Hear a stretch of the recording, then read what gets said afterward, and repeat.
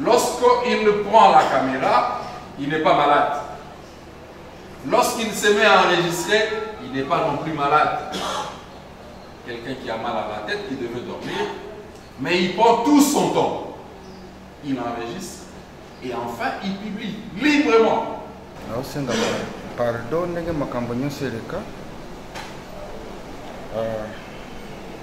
c'est la deuxième chance.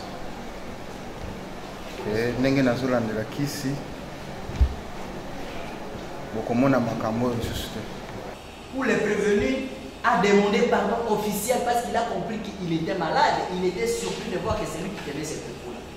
C'est ça. Même devant son église, vous avez ces vidéos parce que le ministère public dit que nous suivons à la loupe ce qui se passe auprès des pasteurs, mais il devrait aussi faire état de ces vidéos de pardon.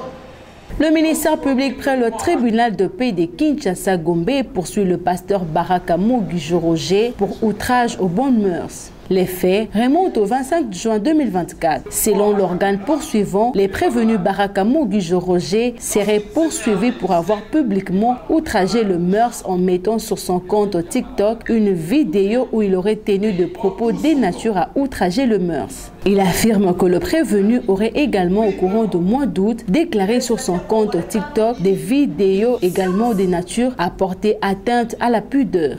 Action qui blesse la pudeur. C'est prévu et puni par l'article 176 du Code pénal libre. Toujours à charge de lui-même de prévenir, dans les mêmes circonstances de lieu et de temps, que ceci, publiquement outrager le MERS en mettant sur son compte Facebook une vidéo où il déclare Moni boyoka na page nanga kofinga nanga na kofinga bino masoko ya ba mama na bino tufi na bino. Action qui blesse la pudeur. Le prévu est puni par l'article 176 du Code pénal libre. Toujours à l'égard du même prévenu, dans les mêmes circonstances de lieu et de temps, aussi avant, mais cette fois-là au courant du mois d'août. Période non encore couverte par les délais légaux de la prescription de l'action publique, publiquement outrager le MERS en mettant sur son compte TikTok une vidéo où il a déclaré ceci: Pasteur, on anime aux alaka hypocrites. Zambe apesa yo likolo ponanine. Action qui blesse la pudeur. Fait prévu et puni par l'article 176 du Code pénal libre. Quatrième prévention, toujours à charge du même prévenu.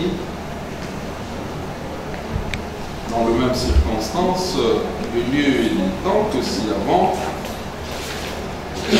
publiquement outrager le MERS en mettant sur son compte Facebook une vidéo où il a déclaré encore ce qui suit: Pasteur, on a mis nos hypocrites, le même propos que nous avons aussi avant déclaré. Action qui blesse également la pudeur. Le prévu est puni par la même disposition aussi haut évoquée. Le fait pour lui tout simplement de se mettre devant une caméra et de commencer à enregistrer. À l'audience du jour, le ministère public dans son réquisitoire sollicite du tribunal de condamner le prévenu à 4 ans de servitude pénale principale, de condamner au paiement de 1 million de francs congolais d'amende, les condamner également au paiement de 10 000 $ américains de dommages et intérêts à verser dans le compte de l'État. Lorsqu'il prend la caméra, il n'est pas malade. Lorsqu'il se met à enregistrer, il n'est pas non plus malade. Quelqu'un qui a mal à la tête, qui devait dormir, mais il prend tout son temps. Il enregistre et enfin il publie librement, sans qu'il ne soit poussé. Lorsque nous avons posé la question ici, s'il a été accompagné par quelqu'un lorsqu'il a effectué son prétendu voyage vers Kampala, vous avez écouté la renseignante, il est allé seul. vous condamnerez le prévenu. Donc, je parle de la première ainsi que de la seconde prévention. Vous condamnerez le prévenu à une peine de 2 ans de servitude pénale, 24 mois. Vous allez aussi les condamner aux amendes de l'ordre de 500 000 francs congolais, récupérable par 15 jours de servitude pénale subsidiée. On dit que les 2 premières préventions commises en concours idéal, vous allez retenir 2 ans pour les 2 préventions. La 3e ainsi que la 4e prévention, les 2 dernières aussi commises en concours idéal, vous allez aussi les condamner à 2 ans de servitude pénale. Et puisque les 2 également, vous allez retenir que la plus haute expression pénale que de 2 ans pour les 2 préventions, 500 000 francs d'amende, récupérable aussi par 15 jours de contraintes par an. Et puisqu'alors, les 2 premières préventions ainsi que les 2 dernières préventions, ces 2-là sont commises cette fois-là en concours matériel. Et vous allez alors faire le cumul de ces 2 peines en les condamnant conséquemment à 4 ans de servitude pénale et une amende d'1 million de francs congolais, récupérable cette fois-là par 30 jours de servitude pénale subsidiaire. Vous allez les condamner d'office aux dommages et intérêts à verser à l'État congolais, puisque tous nous avons été victimes de ces propos. Vous allez les condamner à une somme de 10 000 $ américains, à son équivalent en francs congolais. Vous mettrez la masse de frais à sa charge. À défaut, il subira 30 jours de contraintes par corps. Et ça, c'est la justice, nous avons dit. Qu'est-ce que ça dit l'article 23 bis? Nul n'est responsable pénalement si au moment du comportement en cause, 2 points. Premier point, il souffrait d'une maladie ou une défiance ou d'une déficience.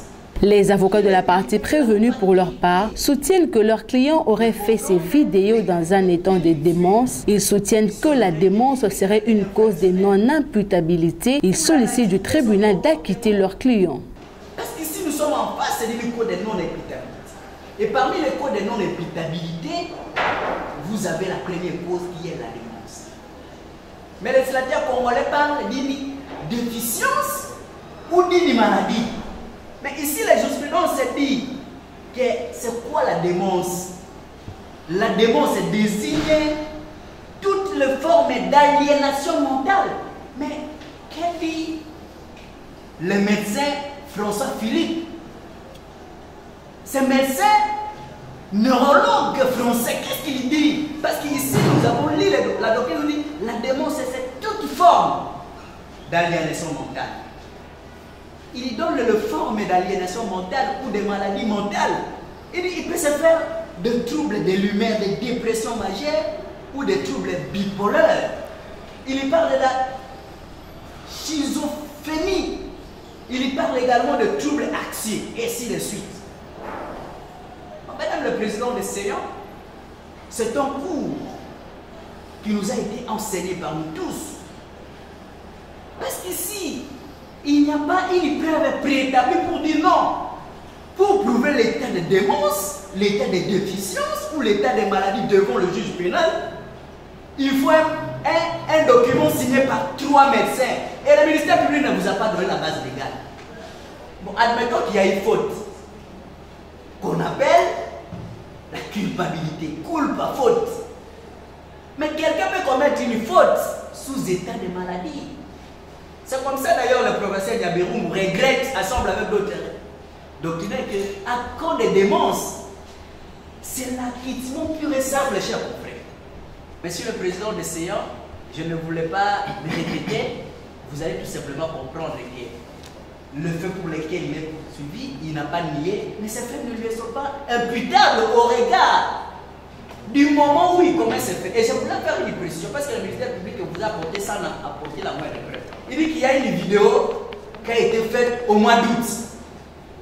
Et il ne vous montre pas cette vidéo, il ne vous tire pas copie de cette date-là, mais nous reconnaissons que toutes les vidéos dont on n'a même pas versé dans le dossier sont datées du mois de juin.